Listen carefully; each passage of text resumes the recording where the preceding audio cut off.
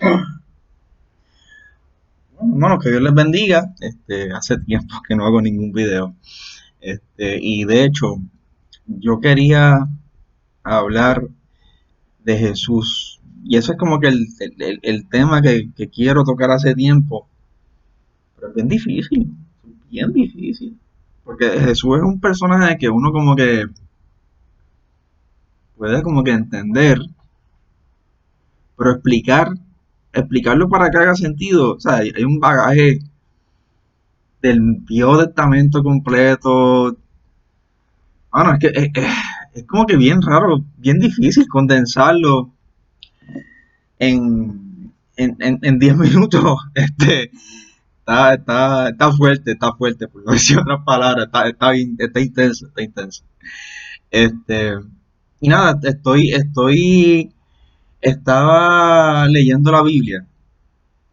Estoy siguiendo un programa de Proyecto Biblia. Ellos te ponen un programa para tú leer la Biblia, digamos, este, no sé, un año.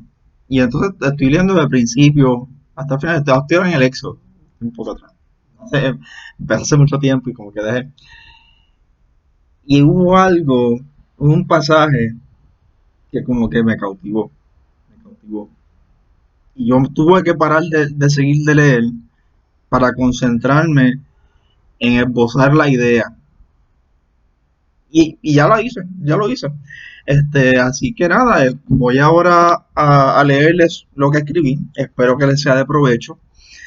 Yo estoy aquí, discúlpenme ahí con eso. Así que nada, les voy a leer lo que escribí. Espero, ¿verdad?, que esto les sea de provecho de alguna manera. ¿Sí? Discúlpenme. Dice así: el Éxodo es probablemente el suceso histórico más importante en la tradición judía, ya que relata cómo es que Dios sacó sobrenaturalmente a los hebreos de la esclavitud que sufrían en la tierra de Egipto y los constituyó propiamente en el pueblo de Israel. Sin embargo, es mucho más que un suceso histórico. Puede considerarse también como un patrón tipológico, algo que veremos repetirse de diversas maneras tanto en el Viejo Testamento como en el Nuevo Testamento. ¿En qué consiste este patrón?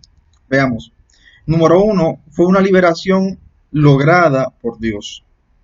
Número dos, fue una liberación de ataduras y esclavitud hacia la libertad y dignidad de ser hijos. Israel se convirtió en el pueblo escogido de Dios.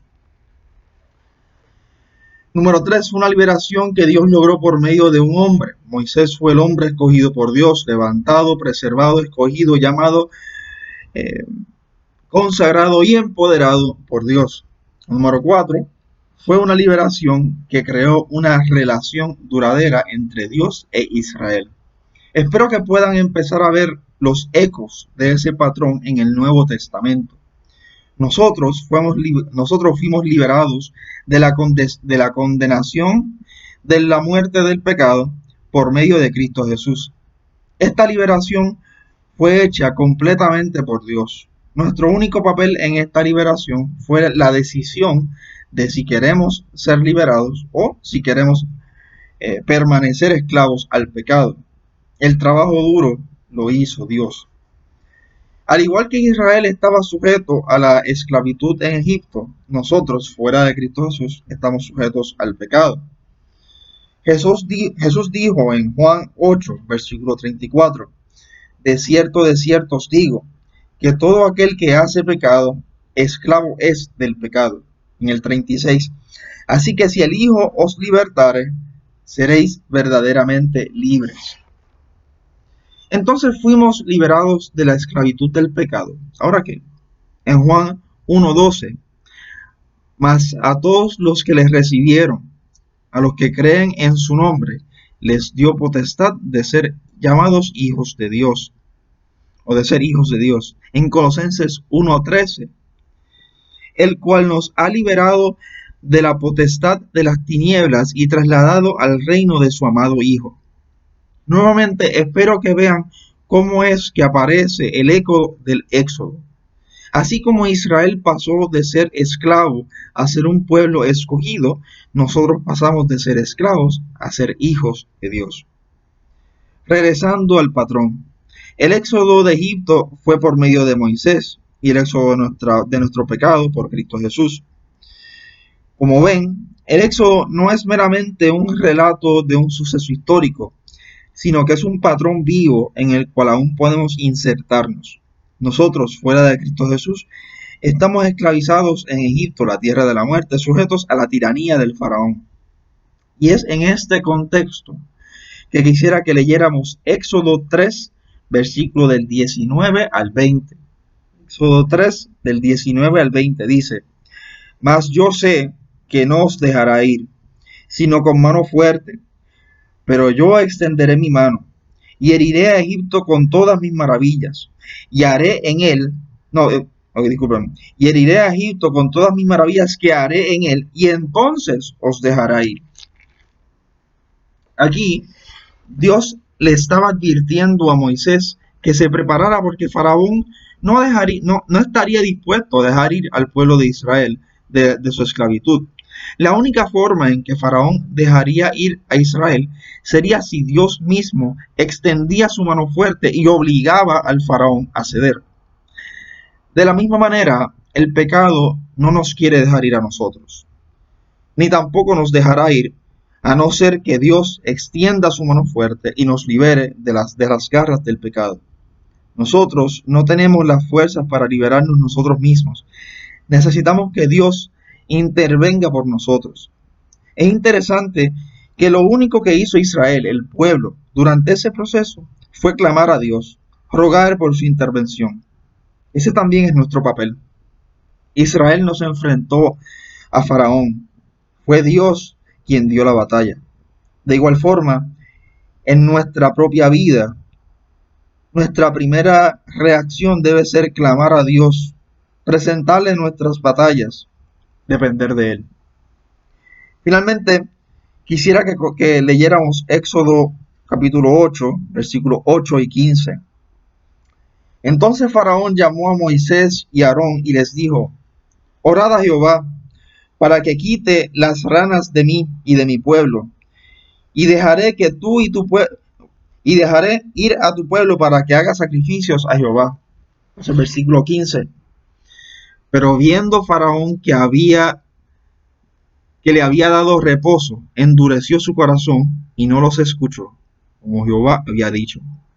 Entonces, vamos a leer ahora el 9, del 27 al 28 y el 34. Éxodo 9, versículo 27, 28 y 34. Entonces Faraón envió a llamar a Moisés y a Aarón y les dijo: He pecado esta vez. Jehová es justo, y yo y mi pueblo impíos. Orad a Jehová para que cesen los truenos de Dios y el granizo, y yo os dejaré ir, y no os detendré más. 34. Y viendo Faraón que la lluvia había cesado y el granizo y los truenos, se obstinó en pegar, y endurecieron su corazón él y sus siervos. Cuando Moisés contesta a Faraón, la primera reacción de Faraón fue un no rotundo. Sin embargo, al él ver el poder de Dios, se aterroriza y empieza a hacer concesiones. Ora por mí y los dejaré ir. El proceso de Israel, el proceso de la liberación de Israel no fue fácil, tanto para Faraón como para Egipto. Y en ocasiones ellos rogaron para que intercedieran por ellos. Pero cuando veían que el proceso se estaba calmando, otra vez se mantuvieron en su camino de oposición a Dios. Aquí hay varias cosas que me llaman la atención. En primer lugar, el proceso de liberación implica destrucción. Las plagas que envió Dios para liberar a su pueblo fueron progresivamente más fuertes. Claro, en la narrativa vemos cómo Dios protege a su pueblo de las plagas. Pero no olvidemos que Gosén, la tierra que habitaban los hebreos, estaba dentro de Egipto. De igual forma, antes de ser liberados del pecado, nosotros vivimos dentro del pecado. Y aún después de ser liberados, al igual que Israel en el desierto, que en varias ocasiones se quejaron y quisieron regresar a la tierra que los había esclavizado, nosotros también vivimos con un constante deseo de regresar hacia aquello de lo cual fuimos liberados. A nosotros nos gusta pecar, obtenemos placer de eso. Los que somos hijos de Dios podemos querer pecar y al mismo tiempo no querer hacerlo. Podemos confiar en que Dios extenderá su mano fuerte para salvarnos, pero ese proceso de liberación puede ser doloroso, particularmente mientras más aferrados estamos al pecado. ¿Por qué digo eso? ¿Verdad? Estoy pensando en las plagas que le envió Dios a Egipto, ¿verdad? En este caso hice alusión a dos. La primera fue la que está en capítulo 8, era la plaga de las ranas, y la que se menciona en el capítulo 9 fue la plaga donde Dios hizo caer truenos, granizo, fuego en la tierra de Egipto. Okay. Esas plagas causaron destrucción. A eso es lo que me refiero. Y para un poco aclarar eso, si nosotros, o sea, la tierra de Egipto sufrió destrucción por medio de estas plagas. Dios se impuso sobre Faraón. Y es cierto, Dios guardó a su pueblo, ¿verdad? A Israel lo guardó de esas plagas. Pero también habían condicionales. Recordemos que, por ejemplo, en la última plaga que pasó el ángel de la muerte, Israel tenía que pintar de sangre los marcos de las puertas. Si ellos no obedecían, ellos también iban a ser afectados por la plaga, por la visita del ángel de la muerte. Hay un condicional, tenemos que obedecer. Si no obedecemos, pues también podremos estar sujetos a la plaga. En segundo lugar, una vez confrontado el pecado dentro de nosotros, querrá hacer concesiones también. Solo un poco. No tienes que hacer, ver, decir, pensar en eso completo. Puedes hacer esto malo y al mismo tiempo ser bueno. Faraón hizo concesiones, pero cuando obtuvo lo que quiso, no cumplió con su palabra. Nuestro pecado es igual. Una vez lo confrontamos, va a querer hacer concesiones también. Al igual que Faraón, si le hacemos caso, no nos va a querer soltar tampoco. Y para terminar, quisiera leer el Salmo 91. El que habita al abrigo del Altísimo morará bajo la sombra del Omnipotente. Diré yo a Jehová, esperanza mía y castillo mío, mi Dios en quien confiaré. Él te librará del lazo del cazador, de la peste destructora. Con sus plumas te cubrirá, y debajo de sus alas estarás seguro. Escudo y adarga es su verdad. No temerás al terror nocturno, ni saeta que huele de día, ni pestilencia que ande en la oscuridad, ni mortandad que en medio del día destruya. Caerán a tu lado 1000 y 10.000 a tu diestra, mas a ti no llegará. Ciertamente con tus ojos mirarás y verás la recompensa de los impíos. Porque has puesto a Jehová, que es mi esperanza, al Altísimo, por tu habitación. No te sobrevendrá mal, ni plaga tocará tu morada. Pues a sus ángeles mandará cerca de ti, que te guarden en todos tus caminos. En las manos te llevará, para que tu pie no tropiece en piedra. Sobre el león y el aspid pisarás. Hollarás el cachorro del león y del dragón. Por cuanto en mí has puesto su amor, no, por cuanto en mí ha puesto su amor, yo también lo libraré. Le pondré en alto, por cuanto ha conocido mi nombre. Me invocará y yo le responderé.